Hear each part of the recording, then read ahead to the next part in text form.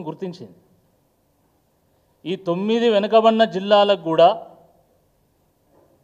అభివృద్ధి కోసమని ప్రత్యేకంగా నిధులు కేటాయించాలని చెప్పి కూడా రీఆర్గనైజేషన్ యాక్ట్ చెప్పింది. అటువంటి తెలంగాణ రాష్ట్రం 10 ఏళ్లలో దేశంలోనే నెంబర్ 1 పర్ క్యాపిటా దిశగా ప్రయాణం సాగించి అభివృద్ధి పదంలో ఎంతో ముందుకు దూసుకెళ్లడం జరిగింది. కానీ దురదృష్టకరమైనటువంటి విషయం ఏంటంటే అదే తెలంగాణ ఈరోజు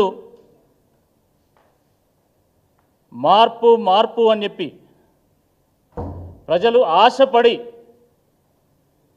కాంగ్రెస్ పార్టీకి అప్పచెప్తే కాంగ్రెస్ వాళ్ళు పీకి పందిరేసిండ్రు, మొత్తం ఇప్పి కుప్పబెట్టిన రాష్ట్రాన్ని. ఈరోజు తెలంగాణ రాష్ట్రంలో రియల్ ఎస్టేట్ మొత్తం కుదేలైపోయింది. మీరు ఎవరినైనా అడగండి, ఈరోజు డెవలపర్లను కానీ బిల్డర్లను కానీ చేసినటువంటి లేఅవుట్లలో ఒక్కటి కూడా అమ్ముడు పోవడం లేదు,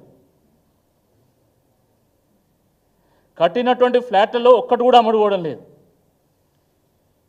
చిన్న చిన్న వాళ్ళు 5 కోట్లు 10 కోట్లు పెడితే పెద్దవాళ్ళు 100-200 కోట్లు పెట్టి ఈరోజు ఒక్క ప్లాట్ అమ్ముడు పోయినా చాలు అనే స్థాయికి ఈరోజు చేరుకున్నాం.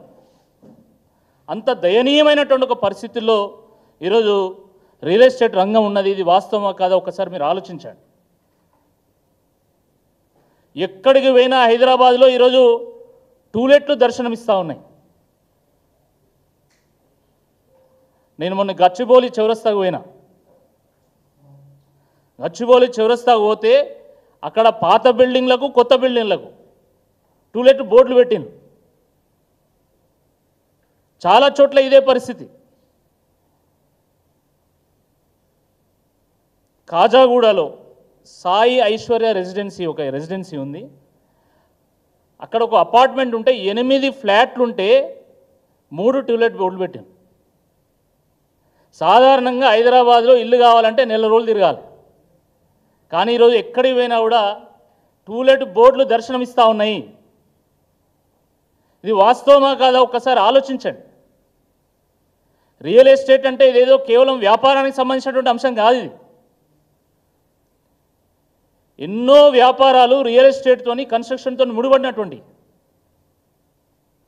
కొన్ని లక్షల మంది ఉపాధి పొందుతున్నటువంటి ఒక సెక్టర్ ఇది.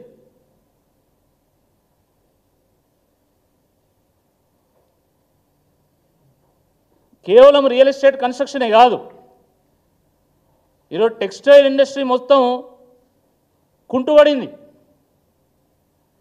క్లాత్ షోరూమ్లు పెట్టుకున్నటువంటి వాళ్ళని అడగండి, మాల్స్ వాళ్ళని అడగండి, మొత్తం సేల్స్ పడిపోయినాయి, తలలు పట్టుకుంటున్నారు. హాస్పిటాలిటీ ఇండస్ట్రీ అదే పరిస్థితి. హోటల్స్ పెట్టుకున్నటువంటి వాళ్ళని అడగండి, రెస్టారెంట్లు పెట్టుకున్నటువంటి వాళ్ళని అడగండి, బార్లు పెట్టుకున్నటువంటి వాళ్ళని అడగండి. గతంలో రోజుకు 50,000 కౌంటర్ అయితే ఈరోజు 30,000 కౌంటర్ అయ్యేటువంటి పరిస్థితి కూడా లేదు. టూరిజం ఇండస్ట్రీ కుదేలవుతూ ఉన్నది. మార్కెట్లో ఈరోజు మనీ సర్క్యులేషన్ లేదు, రొటేషన్ లేదు, ఎక్కడ ఇన్వెస్ట్మెంట్స్ అక్కడ ఆగిపోయినాయి. ఇది వాస్తవమా కాదు ఒక్కసారి మీరు ఆలోచించండి. దాని ఫలితంగా ప్రభుత్వము ఈరోజు గ్రామ పంచాయతీ సిబ్బందికి 9 నెలల నుండి ఇప్పటివరకు జీతం ఇవ్వాలి. 9 నెలలు అయింది. పారిశుద్ధ్యం పడకేసింది కంప్లీట్గా. గ్రామాలు మురికి కూపాలుగా తయారవుతూ ఉన్నాయి. కేవలం వాళ్ళకి జీతాలు చెల్లించకపోవడం కాదు, గ్రామ పంచాయతీ నిర్వహిస్తున్నటువంటి ట్రాక్టర్లకు కనీసం డీజిల్ డబ్బులు ఇచ్చేటువంటి పరిస్థితి కూడా లేదు. డీజిల్కి డబ్బులు లేవు. ఎక్కడన్నా చిన్నగా పైపు లీకేజ్ అయితే దాన్ని సరి చేయడానికి కూడా డబ్బులు లేవు. బ్లీచింగ్ పౌడర్కు డబ్బులు లేవు. విద్యుత్ దీపాలు కొత్తవి పెడదామంటే పెట్టలేనటువంటి పరిస్థితి గ్రామాలలో. 2500 కోట్ల రూపాయలు ఈరోజు గ్రామ పంచాయతీలకు ప్రభుత్వం ఇవ్వాలి, కానీ ఇప్పటివరకు రూపాయి ఇవ్వలే. 1500 కోట్ల రూపాయలు ఉపాధి హామీ నుండి బకాయి పడ్డది ప్రభుత్వం, ఇప్పటికి రూపాయి ఇవ్వలే. ఎస్సీ ఎస్టీ హాస్టల్స్లో ఈరోజు అవుట్ సోర్సింగ్ ఉద్యోగస్తులకు ఇప్పటివరకు జీతాలు చెల్లించడం లేదు.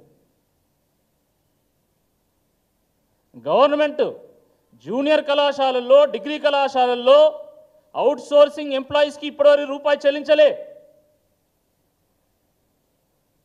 ఎస్సీ ఎస్టీ హాస్టల్స్లో outsourcing employees, social welfare పాఠశాలల్లో ఉన్నటువంటి అధ్యాపకులకు కూడా ఈ నెల జీతం నెక్స్ట్ నెల ఇస్తున్నారు.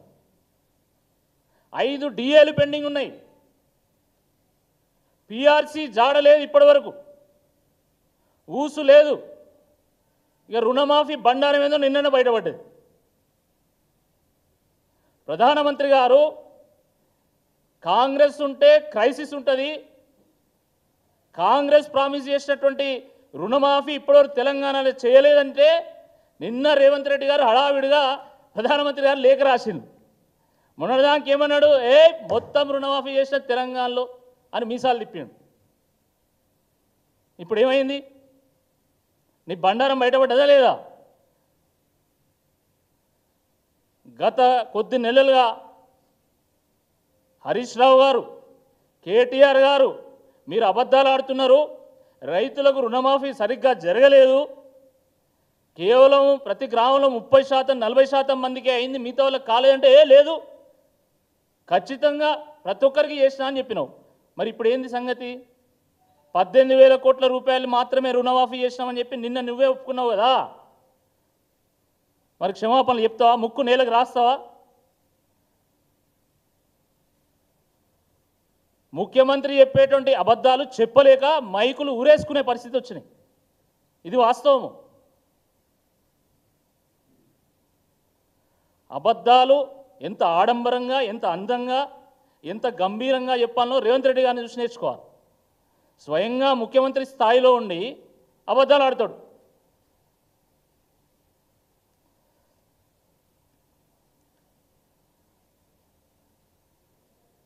ఎంత ఘోరం అంటే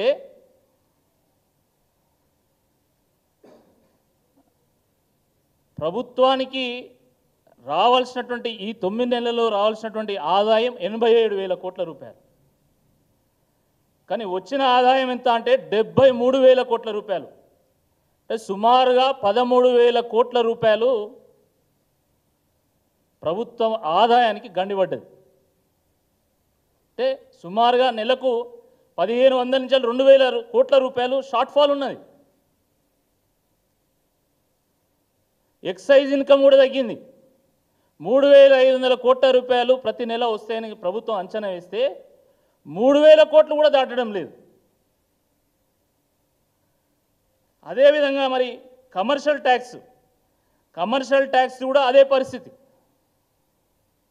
మీరు ఏ పన్ను తీసుకున్నా కమర్షియల్ ట్యాక్స్ కూడా చాలా దయనీయమైనటువంటి ఒక పరిస్థితిలో ఉన్నది.